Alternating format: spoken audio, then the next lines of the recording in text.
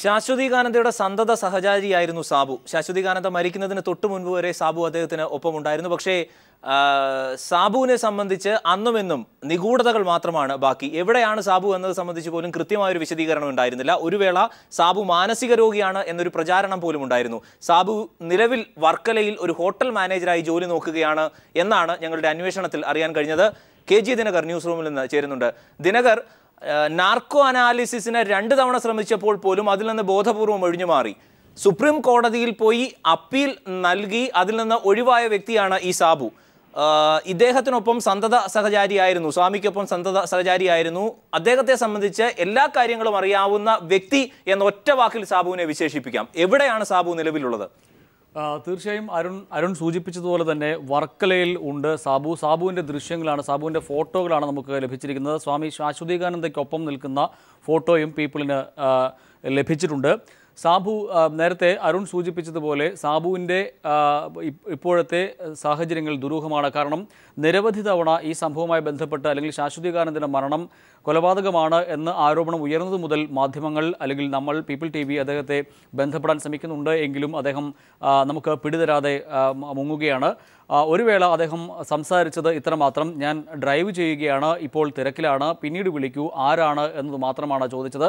കൈരളി TVയിൽ നിന്നാണ്, പീപ്പിൾ TVയിൽ നിന്നാണ് എന്ന് പറഞ്ഞപ്പോൾ പോലും കൂടുതൽ പ്രതികരിക്കാൻ തയ്യാറാവാതെ കട്ട് ചെയ്യുകയാണ് ഉണ്ടായത്. ഒരു വാക്കിൽ എനിക്ക് ഇപ്പോൾ കൂടുതലൊന്നും പറയാനില്ല എന്ന് മാത്രമാണ് സാബു പറഞ്ഞത്. അതല്ലാതെ മറ്റൊന്നും പറയാൻ സാബു തയ്യാറായിട്ടില്ല. ഏറ്റവും പ്രധാനപ്പെട്ട ഒരു വസ്തുത, സാബു വളരെ ചെറുപ്പം മുതൽ തന്നെ സ്വാമി ശാശ്വതീകാനന്ദയോടൊപ്പം ഉണ്ടായിരുന്നു.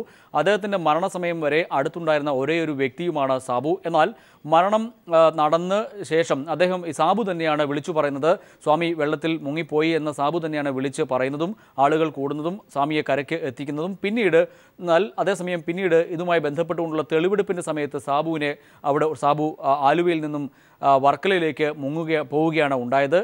പോലീസ് തെളിവെടുപ്പ് നടത്തുന്ന സമയത്തൊന്നും തന്നെ സാബുവിനെ കണ്ടെത്താനോ ചോദ്യം ചെയ്യാനോ ഇതുമായി ബന്ധപ്പെട്ട കൂടുതൽ വിശദാംശങ്ങൾ ചോദിച്ചറിയാനോ കഴിഞ്ഞിട്ടില്ല എന്നുള്ള വസ്തുത നിലനിൽക്കുന്നുണ്ട്. അതോടൊപ്പം തന്നെ ഇപ്പോൾ സാബു വർക്കലയിലെ ഒരു ഹോട്ടലിൽ മാനേജറായി ജോലി നോക്കുകയാണ്. അദ്ദേഹത്തിൻ്റെ വീട്ടിലും നമ്മൾ എത്തിയിരുന്നു, വീട്ടിലും അന്വേഷിച്ചു. എങ്കിലും വീട്ടിലും അദ്ദേഹം ഇല്ല എന്നുള്ള മറുപടി മാത്രമാണ് നമുക്ക് ലഭിച്ചത്. ഏറ്റവും രസകരമായ ഒരു വസ്തുത, സാബുവിനെ നുണപരിശോധനയ്ക്ക് വിധേയനാക്കാൻ ഹൈക്കോടതി അനുമതി നൽകിയിരുന്നു. എന്നാൽ സാബു സുപ്രീം കോടതിയിൽ നിന്നും ലക്ഷങ്ങൾ പ്രതിഫലം പറ്റുന്ന അഭിഭാഷകരെ സുപ്രീം കോടതിയിൽ എത്തിച്ചുകൊണ്ട് നുണപരിശോധനയിൽ നിന്നും ഒഴിവാവുകയാണ് ഉണ്ടായത്. അത് തീർത്തും സാമ്പത്തിക പരാധീനത അനുഭവിക്കുന്ന സാബുവിന് അല്ലെങ്കിൽ ലക്ഷക്കണക്കിന് രൂപ, അന്നത്തെ കണക്കനുസരിച്ച് ഏതാണ്ട് 5 ലക്ഷം രൂപയാണ് അന്ന് ഇത്തരത്തിൽ പ്രതിഫലം പറ്റുന്ന അഭിഭാഷകരെയാണ് സാബു സുപ്രീം കോടതിയിൽ എത്തിച്ചത്. അതിൻ്റെ അടിസ്ഥാനത്തിൽ സാബുവിന് എങ്ങനെ ഈ പണം ലഭിച്ചു എന്നത് ഇപ്പോഴും ദുരൂഹമായി തുടരുകയാണ്. എന്നാൽ ഇത്തരം കാര്യങ്ങളൊന്നും വെളിപ്പെടുത്താൻ മാധ്യമങ്ങൾക്ക് പിടികൊടുക്കാതെ സാബു മുങ്ങിയിരിക്കുന്നു എന്ന് വേണമെങ്കിൽ നമുക്ക് സൂചിപ്പിക്കാം. അതല്ല എങ്കിൽ സ്വാഭാവികമായും സ്വാമിയുടെ സന്തത സഹചാരി അല്ലെങ്കിൽ സ്വാമിയെ അത്രത്തോളം ബഹുമാനത്തോടുകൂടി കണ്ടിരുന്ന, സ്നേഹിച്ചിരുന്ന, സ്വാമിയുടെ മുഴുവൻ കാര്യങ്ങളിലും ഇടപെട്ടിരുന്ന, ദൈനംദിന കാര്യങ്ങളിലും ഇടപെട്ടിരുന്ന സാബുവിന് അന്നത്തെ കാര്യങ്ങൾ സംബന്ധിച്ച് ഇപ്പോൾ ഇത്തരത്തിലൊരു വെളിപ്പെടുത്തൽ ഉണ്ടായപ്പോൾ തനിക്ക് പറയാനുള്ളത് ഇതാണ് എന്ന് എന്തുകൊണ്ട് സാബു മാധ്യമങ്ങൾക്ക് മുന്നിലേക്ക് എത്തുന്നില്ല എന്നുള്ള ചോദ്യം ഉയരുകയാണ്. മുൻ SNDPയുടെ മുൻ പ്രസിഡന്റായിട്ടുള്ള അഡ്വക്കേറ്റ് വിദ്യാസാഗറും ഇക്കാര്യം ചൂണ്ടിക്കാട്ടുകയുണ്ടായി. എന്തുകൊണ്ട് സാബു ഇക്കാര്യങ്ങൾ വെളിപ്പെടുത്തുന്നില്ല, എന്തുകൊണ്ടാണ് സാബു മാധ്യമങ്ങളിൽ നിന്ന് ഒഴിഞ്ഞു നിൽക്കുന്നത്, അല്ലെങ്കിൽ സാബു എന്തുകൊണ്ട് നുണപരിശോധനയിൽ നിന്നും ഒഴിവായി എന്നുള്ള ചോദ്യവും അദ്ദേഹം ഉന്നയിക്കുകയും ചെയ്യുന്നുണ്ട്. അതോടൊപ്പം തന്നെ സ്വാമി മരിച്ച ശേഷം സാബു അദ്ദേഹത്തിൻ്റെ മുറിയിൽ നിന്നും ചില രേഖകൾ കടത്തിക്കൊണ്ടുപോയതായും അന്ന് ആരോപണങ്ങൾ ഉയർന്നിരുന്നു. ഇതിനൊക്കെ പിന്നിൽ ആരാണ് എന്നുള്ളത് സംബന്ധിച്ച് വ്യക്തമാകേണ്ടതുണ്ട് എന്നാണ് SNDPയുടെ മുൻ പ്രസിഡന്റ് കൂടിയായിട്ടുള്ള CK വിദ്യാസാഗർ കഴിഞ്ഞ ദിവസം ആവശ്യപ്പെട്ടിരിക്കുന്നത്. എന്തായാലും സാബു ഇപ്പോഴും മാധ്യമങ്ങൾക്ക് പിടിതരാതെ മുങ്ങി നടക്കുന്നു എന്നുള്ളതാണ് വസ്തുത. നമ്മൾ സാബുവിൻ്റെ വീട്ടിലും പോയിരുന്നു. അമ്മയും അനിയനും മാത്രമാണ് വീട്ടിൽ നമുക്ക് കാണാൻ കഴിഞ്ഞത്. വർക്കലയിലെ ബീച്ചിലുള്ള ഒരു ഹോട്ടലിൽ മാനേജറായി, 3 സ്റ്റാർ ഹോട്ടലിൽ മാനേജറായി പ്രവർത്തിക്കുകയുമാണ് സാബു ഇപ്പോൾ. അവിടെയും എത്തിയെങ്കിലും അവിടെയും സാബുവിനെ നമുക്ക് കണ്ടെത്താൻ കഴിഞ്ഞില്ല. അവിടെയും ഇന്ന് വന്നിട്ടില്ല എന്നുള്ള മറുപടി മാത്രമാണ് ലഭിച്ചത്. നമ്മൾ ഫോണിൽ ബന്ധപ്പെട്ടപ്പോൾ ഞാൻ ഡ്രൈവ് ചെയ്യുകയാണ്, പിന്നീട് വിളിക്കൂ, എനിക്കിപ്പോൾ കൂടുതലൊന്നും പറയാനില്ല എന്നും സാബു വെളിപ്പെടുത്തുകയുണ്ടായി. അരുൺ. നേരത്തെ ദിനകർ തന്നെ സൂചിപ്പിച്ച പോലെ സാമ്പത്തിക പരാധീനതകളുള്ള ഒരു കുടുംബത്തിൽ നിന്ന് വന്ന ദയനീയമായ അവസ്ഥയുണ്ടായിരുന്ന ഒരു വ്യക്തി എന്നാണ് സാബുവിനെ കുറിച്ച് അന്വേഷണത്തിൽ മനസ്സിലാവുന്നത്.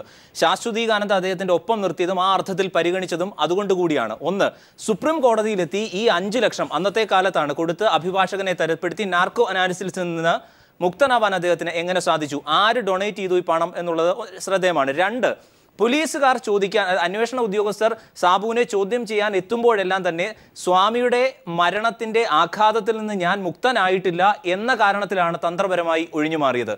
അങ്ങനെയാണെങ്കിൽ വർഷങ്ങൾ ഇത്ര കഴിഞ്ഞപ്പോൾ ആ ആഘാതത്തിൽ നിന്ന് മുക്തനായി കാണുമല്ലോ. നേരത്തെ ദിനകർ സൂചിപ്പിച്ചതുപോലെ ആ സത്യം തുറന്നു പറയാനുള്ള ബാധ്യത സ്വാഭാവികമായും അദ്ദേഹത്തിനുണ്ടാകുമല്ലോ. തീർച്ചയായും അരുൺ, സ്വാമിയെ അത്രത്തോളം സ്നേഹിക്കുകയും ബഹുമാനിക്കുകയും ചെയ്ത ഒരു വ്യക്തി എന്നുള്ള നിലയിൽ സ്വാഭാവികമായും ഇപ്പോൾ ഇത്തരത്തിൽ ശാശ്വതീകാനന്ദ സ്വാമിയുടെ മരണം അത് കൊലപാതകമാണെന്നുള്ള ആരോപണം ഉയർന്നിരിക്കുന്ന പശ്ചാത്തലത്തിൽ തനിക്ക് വെളിപ്പെടുത്താനുള്ളത്, അല്ലെങ്കിൽ അദ്ദേഹത്തിൻ്റെ അനുഭവം, അല്ലെങ്കിൽ അന്ന് വരെ അദ്ദേഹം മരിക്കുന്നിടം വരെ എങ്ങനെയായിരുന്നു അദ്ദേഹത്തിൻ്റെ സംഭവിച്ചത് എന്താണ്, അല്ലെങ്കിൽ എന്തായിരുന്നു അതുവരെ നടന്നത് എന്നതുൾപ്പെടെയുള്ള കാര്യങ്ങൾ സമൂഹത്തോട് തുറന്നു പറയാനുള്ള ഒരു ബാധ്യത സാബുവിനുണ്ട്. ഒപ്പം ശ്രീനാരായണീയരോടുണ്ട് എന്നതുമാണ് വസ്തുത. എന്നാൽ അതൊന്നും തുറന്നു പറയാൻ സാബു തയ്യാറാകാത്തത് എന്തുകൊണ്ടാണ് എന്നുള്ളതാണ് ദുരൂഹമായി അവശേഷിക്കുന്നത്. സ്വാമിയുടെ മരണം നടന്ന ഇപ്പോൾ 13 വർഷം പിന്നിട്ടിരിക്കുന്ന ഈ സാഹചര്യത്തിൽ പോലും അദ്ദേഹവുമായി ബന്ധപ്പെടാൻ ശ്രമിക്കുമ്പോൾ കൂടുതലൊന്നും പറയാനില്ല എന്ന് പറഞ്ഞ് ഒഴിഞ്ഞുമാറുന്ന ഒരു രീതിയാണ് നമുക്ക് കാണാൻ കഴിയുന്നത്. അത് എന്തുകൊണ്ടാണ് എന്നുള്ളത് നമുക്ക് ഇപ്പോൾ പറയാൻ കഴിയുകയില്ല. ഒരുപക്ഷെ എന്തെങ്കിലും തുറന്നു പറഞ്ഞാൽ അത് സാബുവിൻ്റെ ജീവിതത്തെ തന്നെ ബാധിക്കുമോ എന്നുള്ള ഭയം മൂലമാവാം. ഒരുപക്ഷെ സ്വാമിയുടെ മരണവുമായി ബന്ധപ്പെട്ട് പിന്നിൽ ആരെങ്കിലും പ്രവർത്തിച്ചിട്ടുണ്ട് എങ്കിൽ, അവർ ശക്തരാണ് എങ്കിൽ സ്വാഭാവികമായും സാബുവിന് അത് പേടിക്കേണ്ടി വരും. ഒരുപക്ഷെ അതുകൊണ്ടാണോ അതോ മറ്റെന്തെങ്കിലും കാരണങ്ങൾ കൊണ്ടാണോ സാബു ഇത്തരത്തിൽ പ്രതികരിക്കാതിരിക്കുന്നത് എന്നുള്ളതാണ് ദുരൂഹമായി തുടരുന്നത്. സ്വാഭാവികമായും അത് സാബു വെളിപ്പെടുത്തിയെങ്കിൽ മാത്രമേ ആ ദുരൂഹത അവശേഷിക്കുകയുള്ളൂ. അരുൺ. KG ദിനകറാണ് വിവരങ്ങൾ നൽകിയത്. വർഷങ്ങൾക്ക് ശേഷം ശാശ്വതീകാനന്ദയുടെ മരണത്തിന് ശേഷം ഒരുപക്ഷെ ആദ്യമായാണ് സാബുവിൻ്റെ ഒരു ചിത്രമെങ്കിലും പ്രേക്ഷകർ കാണുന്നത്. പീപ്പിൾ TV യിലൂടെ ആ വാർത്തയും വെളിപ്പെടുന്നത്. നിലവിൽ സാബു വർക്കലയാണ് ഉള്ളത്.